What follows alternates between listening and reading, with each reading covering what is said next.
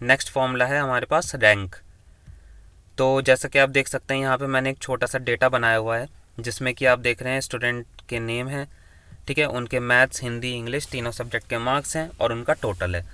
अब मुझे यहाँ पे क्या करना है कि टोटल मार्क्स के बेसिस पे बच्चों को रैंक देनी है।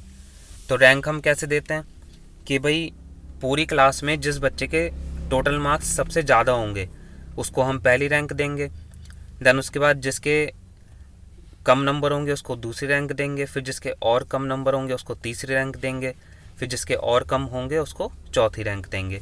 तो ये प्रोसेस हम कैसे अप्लाई करते हैं, इसके लिए हमको रैंक फॉर्मूले का यूज़ करना है। तो कैसे यूज़ करेंगे आइए देखते हैं। तो मैंने यहाँ पे लगाया equal rank, then bracket open. अब यहाँ पे हम क्या करेंगे, जैसे मुझे पहले ये करना है कि जो फर्स्ट स्टूडेंट है उसके टोटल मार्क्स को कंपेयर करना है सभी पूरी क्लास के जो टोटल मार्क्स हैं उससे, और फिर उस कंपैरिजन के बेसिस पे रैंक देनी है। तो मैं क्या करूँगा, पहले फर्स्ट स्टूडेंट का टोटल लूँगा, देन कॉमा, फिर मैंने क्या करा, टोटल मार्क्स वाले पूरे कॉलम को लिया, देन कॉमा। अब यहाँ पे मुझसे ऑर्डर पूछेगा कि आपको किस ऑर्डर में चाहिए, डिसेंडिंग या असेंडिंग। तो डिसेंडिंग ऑर्डर होता है बड़े से छोटा, मतलब कि जिस बच्चे के मार्क्स सबसे ज़्यादा होंगे उसको पहली रैंक देंगे, जिसके सबसे कम होंगे उसको दूसरी रैंक देंगे, फिर जिसके और कम होंगे उसको तीसरी रैंक देंगे।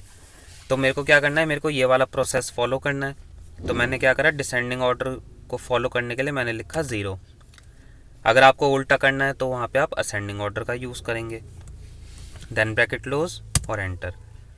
अब इसको मैं यहाँ पे, इसकी रैंक आ गई कितनी, 5। अब मैं इसको ड्रैग करता हूँ, तो ड्रैग करने पे देखिए यहाँ पे ये आया। अब सबसे कम नंबर कितने यहाँ पे, 143, उससे भी कम है क्या, कोई नहीं है। फिर उसका 157 है, सबसे बड़ी वैल्यू क्या है, 276, फिर 231, फिर 208, फिर 157, फिर 143। ठीक है फ्रेंड्स, इस तरीके से हम ये फॉर्मूला लगा सकते हैं। लेकिन ऐसा हो सकता है कि अभी तो क्या है, हमारे पास डेटा यहाँ पे स्मॉल है, हो सकता है कल को हमारे पास डेटा बड़ा हो। तो यहाँ पे क्या है कि एक आप चीज़ देखेंगे, जब मैंने पहले सेल में फॉर्मूले को एडिट करा तो यहाँ पे हमारा सब सही आ रहा है, लेकिन जब दूसरे सेल में आके मैंने फॉर्मूले को एडिट करा तो यहाँ पे आप देखेंगे कि ये जो टोटल मार्क्स वाली रेंज है ये हमारी चेंज हो गई, मतलब ये एक सेल नीचे शिफ्ट हो गई। ऐसे अगले सेल में हम देखेंगे तो यहाँ पे देखेंगे आप कि फिर 2 सेल नीचे शिफ्ट हो गई। ऐसे करके बार बार मतलब चेंज हो रही है।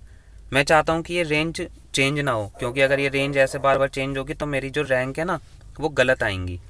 तो मैं चाहता हूँ कि ये रेंज फिक्स रहे। तो हम क्या करेंगे, जो पहले सेल में फॉर्मूला लगाया था इसको हम करेंगे एडिट F2 की से, और ये जो हमारी टोटल मार्क्स वाली रेंज है I9 से लेके I13 तक, इसको सिलेक्ट करके हम डॉलर साइन से फिक्स करेंगे।